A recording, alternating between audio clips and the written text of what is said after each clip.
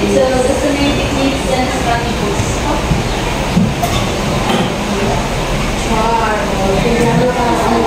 Listening techniques and strategies. So active listening is a communication skill that involves going beyond simply hearing the words that another person speaks. It's about actively processing and seeking to understand the meaning and intent behind them. It requires being a mindful and focused participant in the communication process. So active listening is a skill. So communicate. The listening strategies are techniques or activities that contribute directly to the comprehension and recall of listening input. Listening strategies can be classified by how the listener processes the input. There are two categories of listening strategies. We have top-down and bottom-up. First, we have the top-down. Please read everyone. Top-down listening strategies are considered listener-based strategies. In these strategies, the listener uses background knowledge of the topic, the situation or context, the type of the text, and the language to make sense of what he or she is listening to. This means that he or she already knows a fair amount of information about the topic, and he or she is able to relate a story or information into a fully established prior knowledge. So top-down is a strategy that listener base siya. So ang mag-base ay man siya more on sa maminaw itaw. So muan. The listener uses background knowledge of the topic, the situation or context, the type of the text, and the language that makes sense of what he or she is listening to. So like, no, alkibaw siya sa iyang saya na paminaw, makagain siya o knowledge na tapos makaibaw na siya kung sino sa tunang na.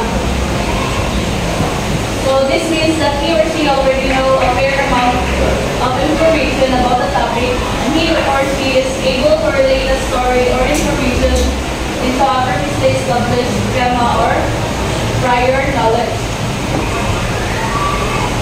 We have bottom-up. Please read everyone. Bottom-up listening strategies, on the other hand, are considered text-based strategies. When using these strategies, the listener attempts to make sense of the language sound by sound or word by word. With less use of background knowledge, the listener relies on the language and the message.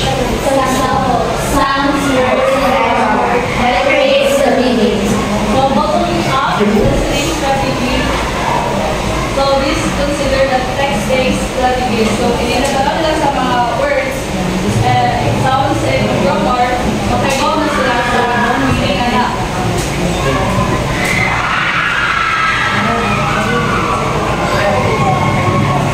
Next is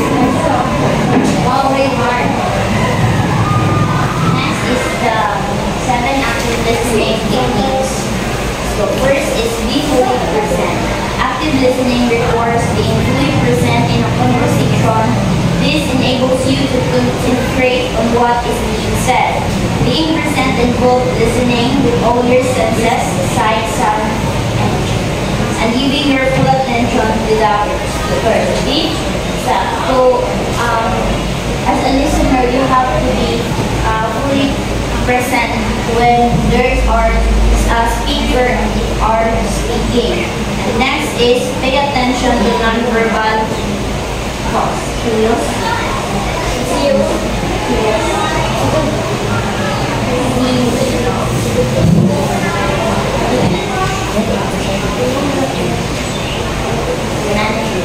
As much as 65% of a person's communication is unspoken. Paying attention to this non-verbal cues can tell you a lot about the person and what they are trying to say. If they talk fast, for instance, they could be a sign that they are nervous or anxious. If they talk slowly, they may be trying to choose their words. So as a listener, we need to pay attention to the non-verbal. if the speaker is fast, kanang fast siya masturya, it means na nerd na siya sa iyang kapulba o sa iyang nervous. And if kanang slow studies, nanili sa siya o mga right words na iyang nagsusunod. So as a listener, we need to have pay attention. Keep good eye contact. When engaging in active listening, making eye contact is especially important. This tells the other person that you are present and listening to what they say. It also shows that you are distracted by anything else around you. As active listeners, we need also have keep good eye contact to your speaker. Ask open-ended questions. Asking yes or no questions often produce dead-end answer. This isn't helpful during active listening as it keeps the conversation from flowing. It also makes it difficult to truly listen to the other person because there isn't much you can gain from a short or non-descriptive response. So, as an active listener, avoid ask open-ended questions. Next is reflect what you hear. After a person has spoken, tell them what you hear. This active listening technique ensures that you are capture their thoughts, ideas, or emotions accurately. And it also helps the other person feel validated and understood while keeping any potential miscommunication to so as a active listener is we need to have a reflection. We learn what the speaker has said. And be patient.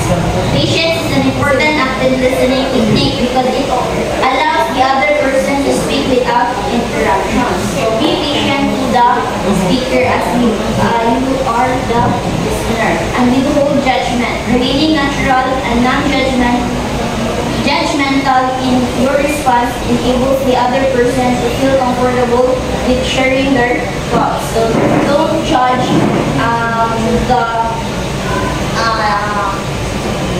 the speaker so that the speaker won't kanang dili sila makapil o kanang uncomfortable to kanang share their thoughts or ideas. And here are the examples of top-down and bottom-up.